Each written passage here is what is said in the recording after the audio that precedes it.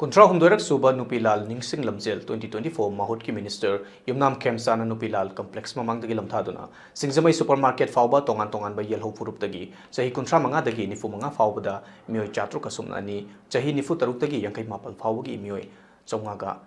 yangkai humdoi amadi chahi humpu amadi mathak ki oiba mioi chahum ga yangkai punna mioi lising amaga chamanga supna manga na saru yaduna pangthokre thoromaduga mari leina Yumnam Khemchand na phongdorakpada Manipur gi kasin koya mafam kudingmakta lenga ke administration yohanba mathau tai nakal ani makta muknariba si gun culture na loisin solution purak pangamloi malem ki ani suba lanjau phawba wari sanadun loisin khiba ngaktani ngasi gi numit asi matamadu gi tawna farabi ima singna achoba tawdang lauduna Manipur kan kiba numit amani senglaba numit asina lakpada lamdam asida thokliba irang kudingmak loisinduna tangdu leita balamdam ama oirasanu haiki amadi paumi singna hangba wahangi paukum piraduna Minister Khemchand na haikibada afaspa asi aikoi kudingmakna draconian law amani haivasi khangnarba wafam amani masina lamdam asigi issue singi warusin porakpa ngamloi lairiba issue asiga afaspa ga mari lainade haina khalli haiba wafam singsu phongloki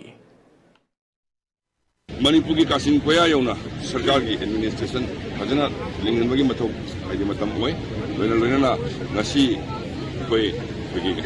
kare haija batai lakal ani maki naba haigadra na kare haigadra sigi gun culture amakak establish tawise machine solution for pudi yaroi aduna maram warekanda en ngasi visioning iba message di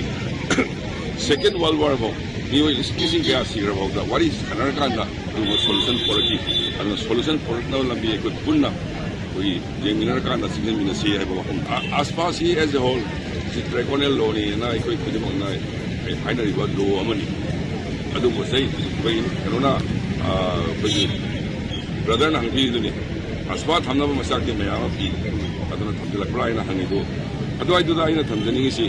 si kharak training asi laidiba irang issue siga aspa ga de kind related with the brain khali laidiba issue si di